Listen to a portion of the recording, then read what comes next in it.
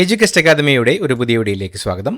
കേരളത്തിന്റെ തനത് കലകളും നമ്മുടെ കായിക പാരമ്പര്യവും സാഹിത്യത്തിലെ അതുല്യമായ നേട്ടങ്ങളെയും പറ്റിയുള്ള ചോദ്യോത്തരങ്ങളാണ് ഈ വീഡിയോയിലൂടെ നമ്മൾ നോക്കുന്നത്.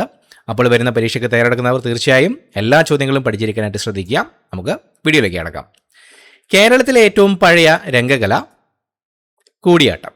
കൂടിയാട്ടമാണ് കേരളത്തിലെ ഏറ്റവും പഴയ രംഗകല. 2000 വർഷത്തെ പഴക്കമുള്ള കൂടിയാട്ടം യുനെസ്കോയുടെ അമൂർത്ത സാംസ്കാരിക പൈതൃക പട്ടികയിൽ ഇടം പിടിച്ച കേരളത്തിലെ രംഗകലകളുടെ മാതാവാണ്. ക്ഷേത്രങ്ങളിലെ കൂത്തമ്പലങ്ങളിൽ അവതരിപ്പിക്കുന്ന ഈ കലാരൂപം അഭിനയം, നൃത്തം, സംഗീതം എന്നിവയുടെ സങ്കലനമായ സംസ്കൃത നാടകങ്ങളെ അടിസ്ഥാനമാക്കിയുള്ളതാണ്.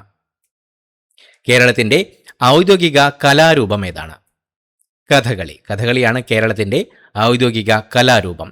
വേഷം, ആഹാര്യം, അഭിനയം, സംഗീതം എന്നിവ സമന്വയിക്കുന്ന കഥകളി പുരാണ ഇതിഹാസ കഥകളെ ആസ്പദമാക്കി അവതരിപ്പിക്കുന്ന കേരളത്തിന്റെ അന്താരാഷ്ട്ര പ്രശസ്തമായ സാംസ്കാരിക ചിഹ്നമാണ്. കേരള നടനം എന്ന നൃത്തരൂപത്തിന്റെ ഉപജ്ഞാതാവ് ആരാണ്? ഗുരു ഗോപിനാഥ്. ഗുരു ഗോപിനാഥാണ് കേരള നടനം എന്ന നൃത്തരൂപത്തിന്റെ ഉപജ്ഞാതാവ്. കഥകളിയുടെയും മോഹിനിയാട്ടത്തിന്റെയും അടിസ്ഥാനത്തിൽ ഗുരു ഗോപിനാഥ് ചിട്ടപ്പെടുത്തിയ കേരള നടനം പുരാണങ്ങൾക്കപ്പുറം സാമൂഹിക വിഷയങ്ങളും പ്രകൃതിയും ഇതിവൃത്തമാകുന്ന ലളിതമായ നൃത്തരൂപമാണ്. കഥകളിയെ സാധാരണക്കാർക്കും ആസ്വാദ്യകരമാക്കിയ ഈ കലാരൂപത്തിന്റെ പ്രചാരണത്തിനായി തിരുവനന്തപുരത്ത് ഗുരു ഗോപിനാഥ് നടനഗ്രാമം പ്രവർത്തിക്കുന്നുണ്ട്. ഒളിമ്പിക്സിൽ വ്യക്തിഗത ഇനത്തിൽ മെഡൽ നേടിയ ആദ്യ ഇന്ത്യൻ താരം ആരാണ്? KD ജാദവ്. KD ജാദവാണ് ഒളിമ്പിക്സിൽ വ്യക്തിഗത ഇനത്തിൽ മെഡൽ നേടിയ ആദ്യ ഇന്ത്യൻ താരം. 1952 ഹെൽസിങ്കി ഒളിമ്പിക്സിൽ ഗുസ്തിയിലാണ് അദ്ദേഹം വെങ്കല മെഡൽ നേടിയത്. സ്വാതന്ത്ര്യാനന്തര ഇന്ത്യ ഒളിമ്പിക്സിൽ നേടുന്ന ആദ്യ വ്യക്തിഗത മെഡലായിരുന്നു ഇത്. ഒളിമ്പിക്സിൽ വ്യക്തിഗത സ്വർണ്ണ മെഡൽ നേടിയ ആദ്യ ഇന്ത്യക്കാരൻ ആരാണ്? അഭിനവ് ബിന്ദ്ര. അഭിനവ് ബിന്ദ്രയാണ് ഒളിമ്പിക്സിൽ വ്യക്തിഗത സ്വർണ്ണ മെഡൽ നേടിയ ആദ്യ ഇന്ത്യക്കാരൻ. 10 മീറ്റർ എയർ റൈഫിൾ ഷൂട്ടിംഗ് ഇനത്തിൽ 2008 ബെയ്ജിംഗ് ഒളിമ്പിക്സിലാണ് അദ്ദേഹം ഈ സ്വർണ്ണ മെഡൽ സ്വന്തമാക്കിയത്. 1928 മുതൽ ഹോക്കിയിൽ ഇന്ത്യ സ്വർണ്ണ മെഡലുകൾ നേടിയിട്ടുണ്ടെങ്കിലും വ്യക്തിഗത ഇനത്തിൽ സ്വർണം നേടുന്ന ആദ്യത്തെ ഇന്ത്യൻ താരമാണ് അദ്ദേഹം. ഒളിമ്പിക്സ് ചരിത്രത്തിൽ ട്രാക്ക് ആൻഡ് ഫീൽഡ് അത്ലറ്റിക്സ് ഇനത്തിൽ സ്വർണ്ണ മെഡൽ നേടിയ ആദ്യ ഇന്ത്യൻ താരം നീരജ് ചോപ്രയാണ്. അദ്ദേഹത്തിന്റെ ഇനം ജാവലിൻ ത്രോ ആയിരുന്നു. 2020 ടോക്കിയോ ഒളിമ്പിക്സിലൂടെയായിരുന്നു നേട്ടം. ഏഷ്യൻ ഗെയിംസിൽ സ്വർണ്ണ മെഡൽ നേടിയ ആദ്യ ഇന്ത്യൻ വനിത ആരാണ്? കമൽജിത്ത് സന്ധു. കമൽജിത്ത് സന്ധു ആയിരുന്നു ഏഷ്യൻ ഗെയിംസിൽ സ്വർണ്ണ മെഡൽ നേടിയ ആദ്യ ഇന്ത്യൻ വനിത.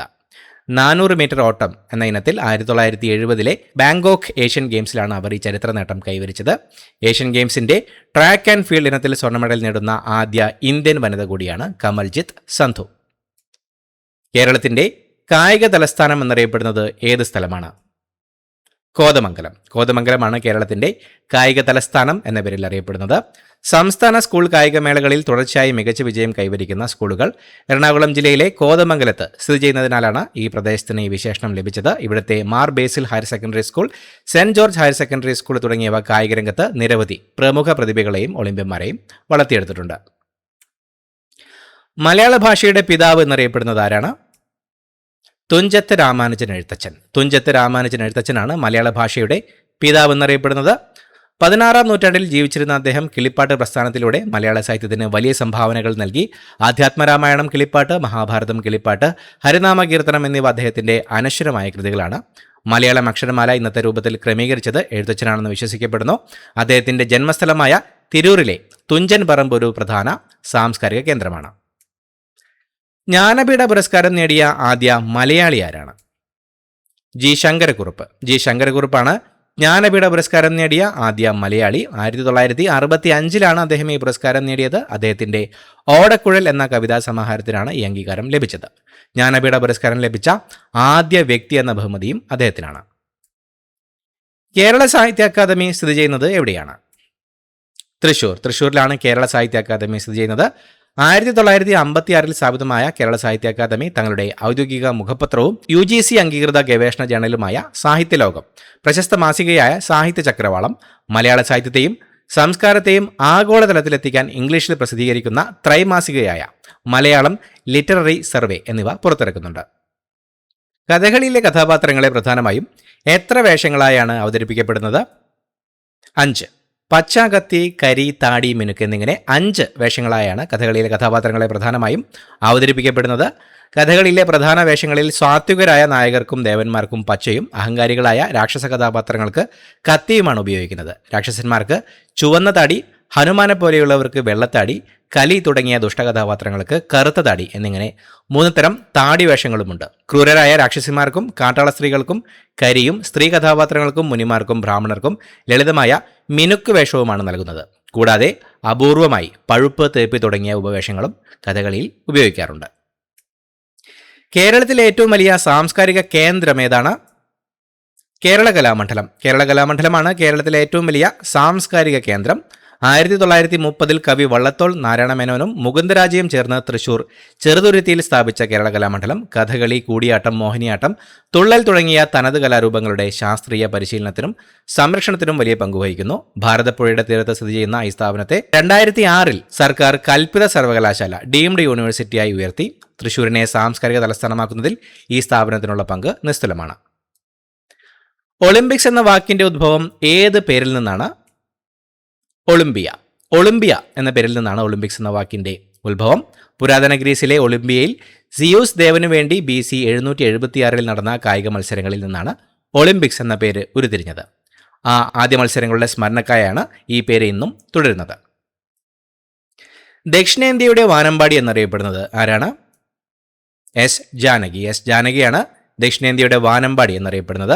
6 പതിറ്റാണ്ടിലേറെ നീണ്ട സംഗീത ജീവിതത്തിൽ 20ഓളം ഭാഷകളിലായി 48,000-ലധികം ഗാനങ്ങൾ ആലപിച്ച ജാനകി അമ്മയ്ക്ക് മികച്ച പിന്നണി ഗായികയ്ക്കുള്ള 4 ദേശീയ പുരസ്കാരങ്ങളും 30-ലധികം സംസ്ഥാന പുരസ്കാരങ്ങളും ലഭിച്ചിട്ടുണ്ട്. ഇന്ത്യയുടെ കായിക ദിനം എന്നാണ്? ഓഗസ്റ്റ് 29. ഓഗസ്റ്റ് 29 ഇന്ത്യയുടെ കായിക ദിനം. ഹോക്കി ഇതിഹാസം മേജർ ധ്യാൻചന്ദിന്റെ ജന്മദിനമാണ് ദേശീയ കായിക ദിനമായി ആചരിക്കുന്നത്.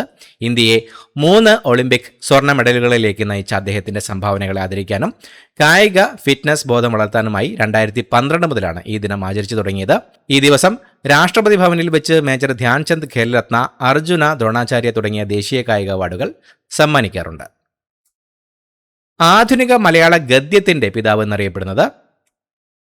കേരളവർമ്മ വലിയ കോയിത്തമ്പുരാൻ. കേരളവർമ്മ വലിയ കോയിത്തമ്പുരാനാണ് ആധുനിക മലയാള ഗദ്യത്തിന്റെ പിതാവ് എന്നറിയപ്പെടുന്നത്. കേരള കാളിദാസൻ എന്നും അദ്ദേഹം അറിയപ്പെടുന്നു. കാളിദാസന്റെ അഭിജ്ഞാന ശാകുന്തളം ആദ്യമായി മലയാളത്തിലേക്ക് തർജ്ജമ ചെയ്തത് ഇദ്ദേഹമാണ്, കേരളീയ ഭാഷാ ശാകുന്തളം എന്ന പേരിൽ. കൂടാതെ മയൂര സന്ദേശം, വിശാഖ വിജയം എന്നിവയും അദ്ദേഹത്തിന്റെ പ്രധാന കൃതികളാണ്. അർജുന അവാർഡ് ലഭിച്ച ആദ്യ മലയാളി ആരാണ്? സി ബാലകൃഷ്ണൻ. സി ബാലകൃഷ്ണനാണ് അർജുന അവാർഡ് ലഭിച്ച ആദ്യ മലയാളി. പർവ്വതാരോഹണത്തിനുള്ള മികച്ച സംഭാവനകൾ മാനിച്ച് 1965 അദ്ദേഹത്തിന് ഈ പുരസ്കാരം ലഭിച്ചത്. അർജുന അവാർഡ് നേടിയ ആദ്യ മലയാളി വനിത KC ഏലമ്മ. 1975 വോളിബോൾ താരമായിരുന്നു KC ഏലമ്മ. അർജുന അവാർഡ് നേടിയ ആദ്യ മലയാളി അത്ലറ്റ് TC യോഹന്നാനാണ്. 1974 അദ്ദേഹത്തിന്റെ നേട്ടം. പത്മനാഭസ്വാമി ക്ഷേത്രം ഏത് ശൈലിയിലാണ് നിർമ്മിച്ചിരിക്കുന്നത്? കേരളീയ ദ്രാവിഡ വാസ്തുവിദ്യാ ശൈലിയിൽ. തിരുവനന്തപുരം ശ്രീ പത്മനാഭ സ്വാമി ക്ഷേത്രം കേരളീയ ദ്രാവിഡ വാസ്തുവിദ്യാ ശൈലികളുടെ സംയോജനമാണ്. തമിഴ് മാതൃകയിലുള്ള ദ്രാവിഡ ശൈലിയിലാണ് 7 നിലകളുള്ള ഗോപുരം നിർമ്മിച്ചിരിക്കുന്നത്. എന്നാൽ ശ്രീകോവിലും മണ്ഡപങ്ങളും മരവും കല്ലും ഉപയോഗിച്ചുള്ള നിർമ്മാണ രീതിയും ചുവർ ചിത്രങ്ങളും ചേർന്ന കേരളീയ ശൈലിയിലാണ് ഒരുക്കിയിരിക്കുന്നത്. ഇന്ത്യ ആദ്യമായി ഒളിമ്പിക്സിൽ പങ്കെടുത്ത വർഷം? 1900. ഇന്ത്യ ആദ്യമായി ഒളിമ്പിക്സിൽ പങ്കെടുത്ത വർഷം 1900 പാരീസ് ഒളിമ്പിക്സ് ആണ്. നോർമൻ പ്രിച്ചാർഡ് എന്ന കായിക താരമാണ് ഇന്ത്യയെ പ്രതിനിധീകരിച്ച് പങ്കെടുത്തത്. ആധുനിക ഒളിമ്പിക്സിൽ പങ്കെടുത്ത ആദ്യ ഇന്ത്യൻ കായിക താരവും അദ്ദേഹമാണ്. ഒരു സ്വതന്ത്ര രാഷ്ട്രമെന്ന നിലയിൽ ഇന്ത്യ ആദ്യമായി പങ്കെടുത്ത ഒളിമ്പിക്സ് 1948 ലണ്ടൻ ഒളിമ്പിക്സ് ആണ്. വടക്കൻ മലബാറിലെ ഏറ്റവും പ്രശസ്തമായ അനുഷ്ഠാന കലാരൂപം ഏതാണ്? തെയ്യം. തെയ്യമാണ് വടക്കൻ മലബാറിലെ ഏറ്റവും പ്രശസ്തമായ അനുഷ്ഠാന കലാരൂപം. കളിയാട്ടം എന്നും അറിയപ്പെടുന്ന തെയ്യം ദൈവം എന്ന പദത്തിൽ നിന്നാണ് ഉദ്ഭവിച്ചതെന്ന് വിശ്വസിക്കപ്പെടുന്നു. പ്രധാനമായും വടക്കൻ കേരളത്തിലെ കാവുകളിലും തറവാടുകളിലും അവതരിപ്പിക്കുന്ന ഈ കലാരൂപം മുഖത്തെഴുത്ത്, വലിയ തിരുമുടികൾ, പ്രകൃതിദത്ത ചായക്കൂട്ടുകൾ എന്നിവയാൽ ശ്രദ്ധേയമാണ്. തോറ്റംപാട്ട്, വെള്ളാട്ടം എന്നിവയ്ക്ക് ശേഷം അവതരിപ്പിക്കുന്ന തെയ്യാട്ടത്തിൽ പൊട്ടൻ തെയ്യം, ഗുളികൻ, വിഷ്ണുചമൂർത്തി, മുച്ചിലോട്ട് ഭഗവതി, കതിവന്നൂർ വീരൻ തുടങ്ങിയവ പ്രധാനപ്പെട്ട വേഷങ്ങളാണ്. ഇത്രയുമാണ് ചോദ്യങ്ങൾ. പുതിയൊരു വീഡിയോയുമായി വീണ്ടും കാണാം. Thank you so much for watching. Have A nice day.